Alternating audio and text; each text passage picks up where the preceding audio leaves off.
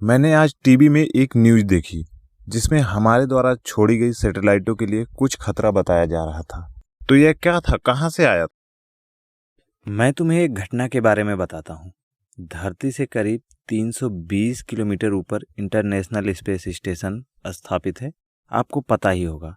एक बार 2015 में इसमें 3 वैज्ञानिक मौजूद थे, जिसमें से एक अमेरिकी और 2 रूसी वैज्ञानिक थे। एक दिन उनकी तरफ आ रहे खतरे को लेकर उनको चेतावनी दी गई, जिसमें उनकी जान भी जा सकती थी। यह खतरा उनकी तरफ 48,000 किलोमीटर प्रति घंटे की रफ्तार से आगे बढ़ रहा था। अब उनके पास केवल 90 मिनट का समय बचा हुआ था कि वह अपने आप को एक सुरक्षित जगह पे ले जा पाएं। सभी वैज्ञानिक परेशान हो उठे और एक सुरक्षित स्थान ढूंढने लगे। आखिरकार वह एक सुरक्षित स्थान पर पहुंच गए। खतरा आया और गुजर गया। सभी ने चैन की सांस ली। जमीन पर स्थित वैज्ञानिकों ने एक अमेरिकी और 2 रूसी वैज्ञानिकों को बताया कि आप लोग बिल्कुल सुरक्षित हैं। मुझे लगा कोई उल्का पिंड होगा। यह जो खतरा था वह 1989 में लॉन्च किए गए एक सैटेलाइट का टुकड़ा था। ऐसे ही और बहुत से टुकड़े अंतरिक्ष में फैले हुए हैं, जिससे बहुत से सैटेलाइटों के बर्बाद होने का खतरा अक्सर बना रहता है। तो क्या इसमें केवल सैटेलाइटों के ही कचरे मौजूद हैं? अगर बात करें अंतरिक्ष के खतरे की, तो इसमें केवल सैटेलाइट के टुकड़े ही नहीं, इसमें और बहुत कुछ है। जैसे अंतरिक्ष यात्रियों के दस्ताने, नट बोल्ट हैं, उन्हें कसने वाले उपकरण हैं, सैटेलाइटों से अलग हुई सीट है।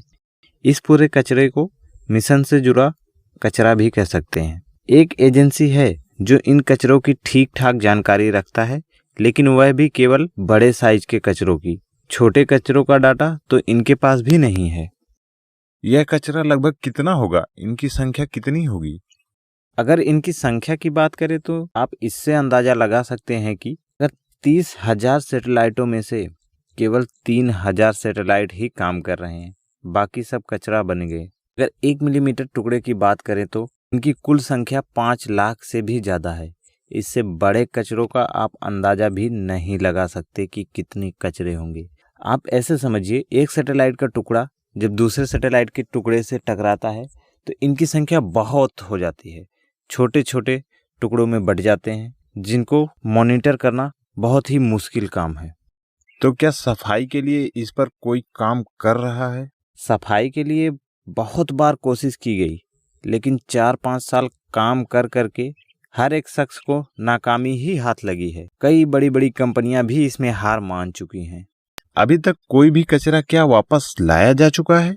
कचरा हटाने के लिए बहुत तेजी से शोध किया जा रहा है।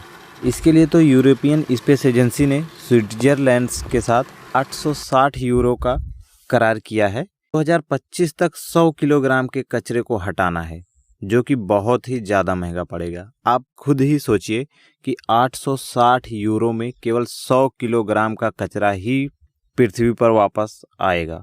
जापान की एक एजेंसी ने सोचा कि एक बहुत बड़ा चुंबक भेजकर सारे कचरे को इकट्ठा कर लिया जाए, सारे कचरे उसमें चिपक जाएं और उस चुंबक को पृथ्वी पर वापस लाया जाए, जिससे काफ़ी हद तक कचरा साफ हो जाएगा।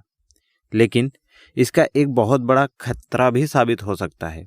कहीं ये हमारे सही से काम कर रहे सैटेलाइटों को भी अपनी तरफ ना खींच ले, जिससे सही से काम कर रहे सैटेलाइट भी बर्बाद हो सकती है। तो क्या इस तरह बढ़ रहे कचरे के लिए कोई कानून नहीं बनाया गया है अभी तक? अभी तक अंतरिक्ष को लेके कोई भी बड़े कानून नहीं बने हैं। इसको तो सभी आपसी सहमति से इस्तेमाल कर रहे हैं। सही माना जाए तो अभी तक कुछ भी कानून अंतरिक्ष को लेके साफ ही नहीं है। तो क्या इसका कोई निष्कर्ष नहीं है? यह कभी ना साफ होने वाला कचरा बन गया है। इसके लिए हमें कुछ नियम बनाना चाहिए। जैसे जो एजेंसी सैटेलाइट लॉन्च करे, जब वह सैटेलाइट काम करना बंद कर दे तो उसे वापस लाया जाए। जो सैटेलाइट पृथ्वी की सबसे निचली कक्षा में हो, उसे किसी भी तरीके से नष्ट किया जाए। जो देश ऐसा ना करे उसे जुर्माना लगाया जाए और उसी पैसे से उस सैटेलाइट को वापस लाया जाए जो जुर्माने के रूप में उस देश से लिया गया था। तो इससे काफ़ी हद तक मदद मिलेगी।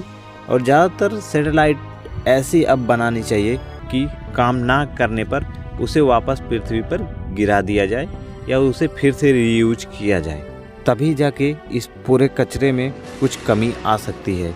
नहीं तो जिस तरीके से हम लोग कचरे को अंतरिक्ष में फैला रहे हैं, कुछ समय बाद हमारे लिए बहुत ही मुश्किल होने वाला है। बाकी आपको क्या लगता है हमें कमेंट करके ज़रूर बताइए।